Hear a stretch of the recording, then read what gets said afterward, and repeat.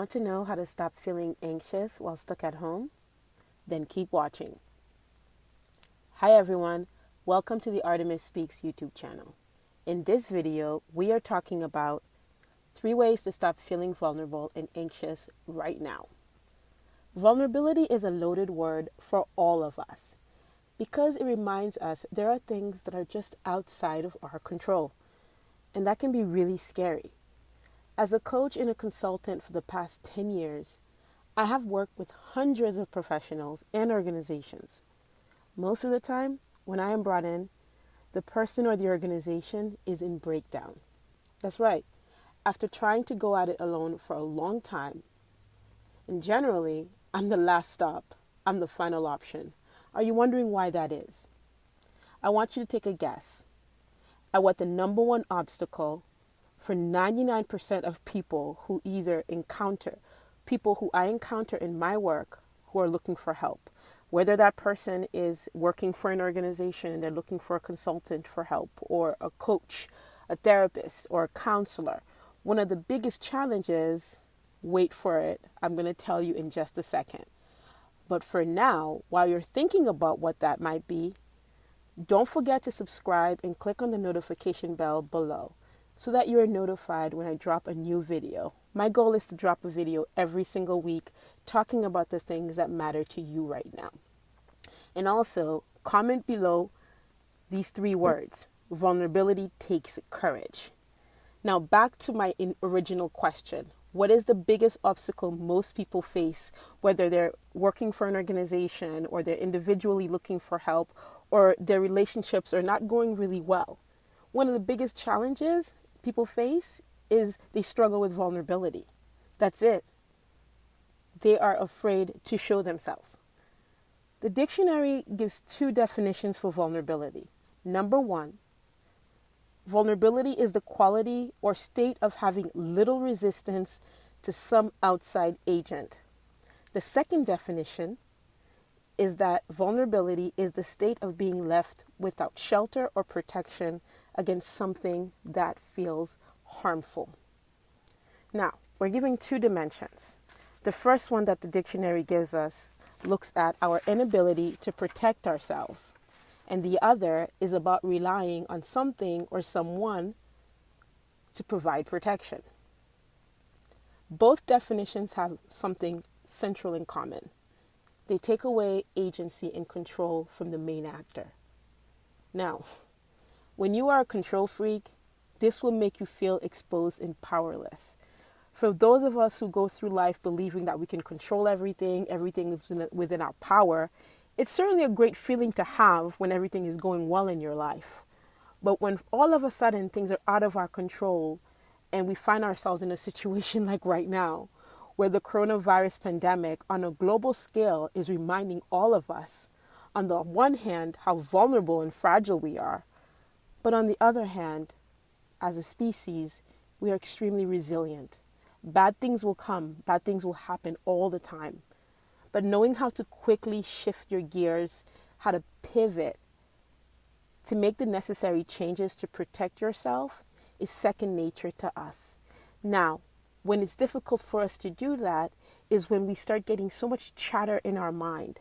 We start getting very fearful and afraid, and that often can happen with the environment that you may be in. Second thing to consider is that if all this isolation is causing you to feel bored, you may start feeling frustrated right now.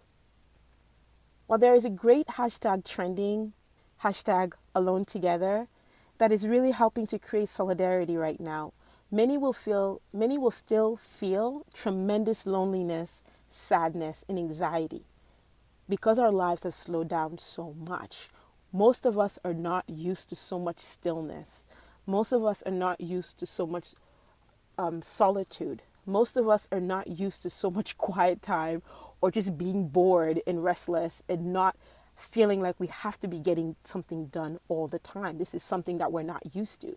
Most of us, particularly those of us who live in Western societies like North America, as well as in Europe and parts of South America, we're used to always we're always going and doing and just being busy, particularly when you live in an industrialized a post-industrialized economy, what you do is very much part of your identity. So when you stop doing all the time, you start questioning, who am I at my core when I am not doing this thing? So for people who are used to always being this busy all the time, this can be, right now can be a very difficult time. Some will fall back on their usual workaholic tendencies, while others will take the time to rejuvenate themselves. Now, I would like for you to really pay attention to this, because finding a balance between productivity and rest is the sweet spot to maintain your peace of mind right now. Yes, have a schedule, stay busy, do things that engage your mind, that engage you physically, but at the same time, plan time for rest. See this as a gift. Most people sleep 4 or 5 hours a night because they're either always worried about work or they have to get up early to go to work. They don't get enough sleep. Rather than feeling bored, now is a good time to do things you haven't done in a long time, like reading a book or finding ways to tap into another aspect of yourself that you really don't get much of a chance to do that because you're always busy trying to get work done. And this can create a sense of anxiety right now. Anxiety is believed to be the fear of the future, and that fear manifests physically by causing us to feel vulnerable. It causes us to feel exposed and without any covering. Even when we try to stay optimistic, a sudden feeling of anxiety is normal.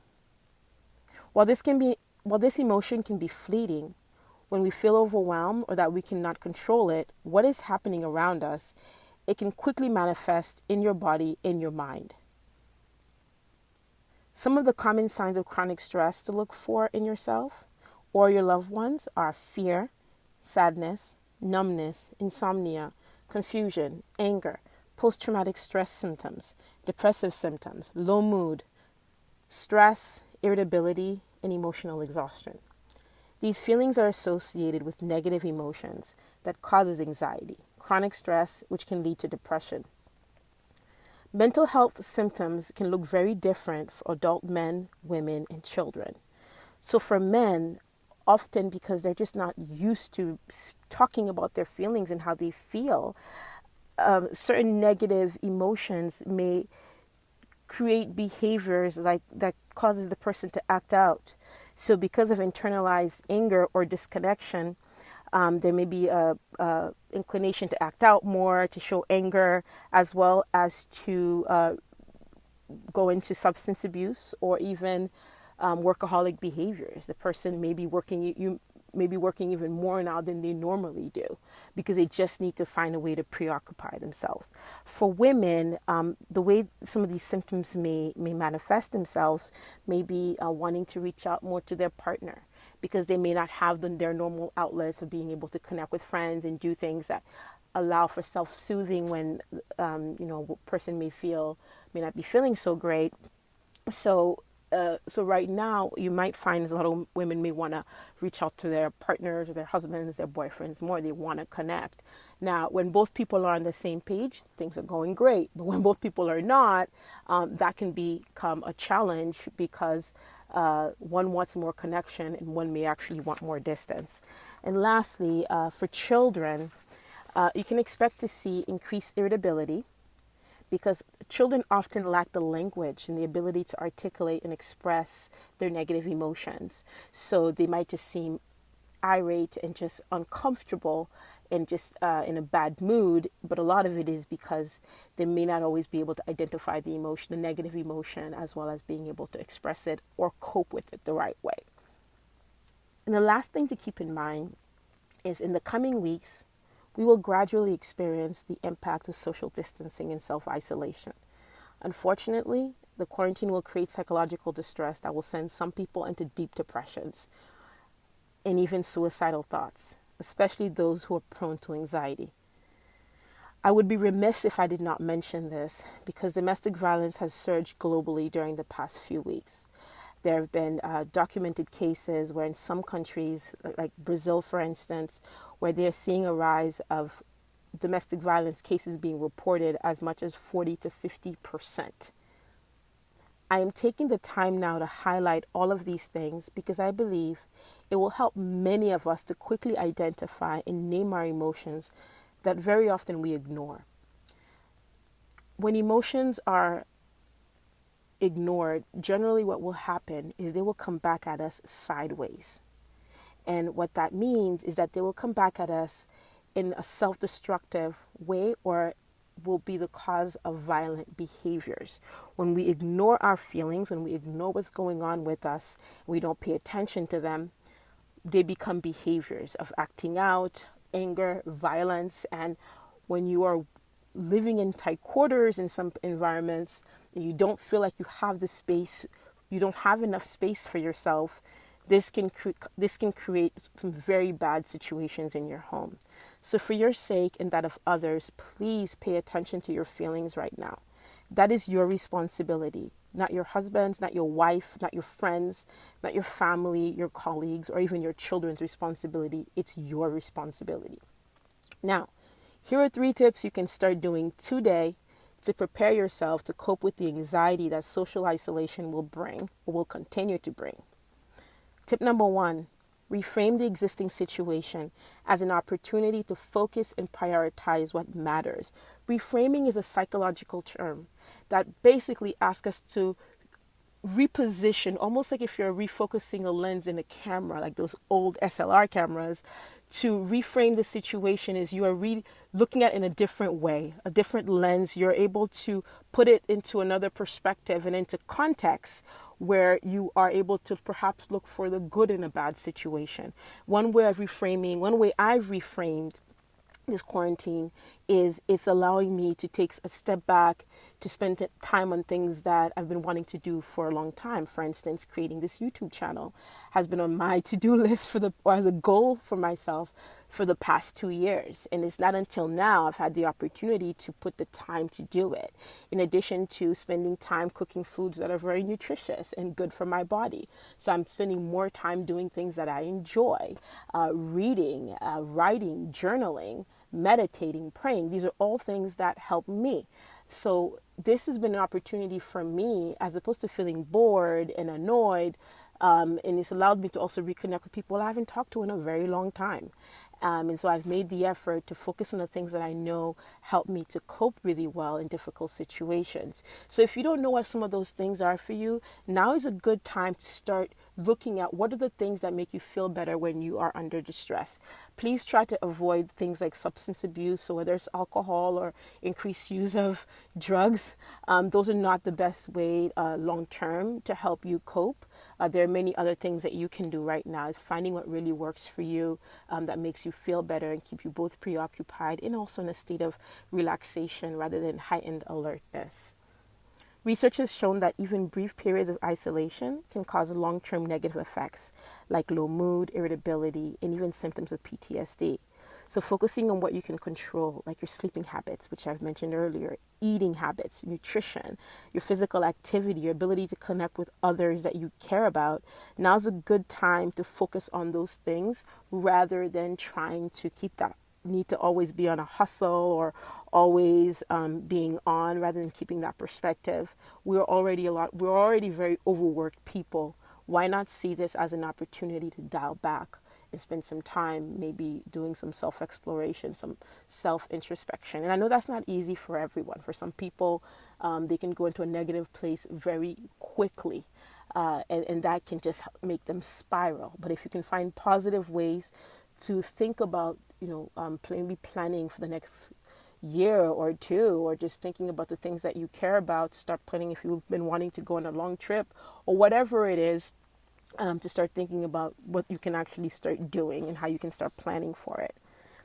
Tip number 2, do not be afraid to ask for help. Hopefully someone will step up and they will offer help. If, for instance, you will not meet your financial obligations this month. Today is April 1st, so many people cannot pay their rent right now. Make a plan. Some companies and creditors and landlords will provide leniency if you're proactively engaging them about finding a solution. 8 billion people are going through this right now. People are a lot more, and institutions are a lot more flexible than they normally are. The last thing you want to do is do nothing, or put your head in the sand and pretend like this is not happening, because right now is the best time to reach out to others, to get support, reach out to ask for some level of relief if that's what you need.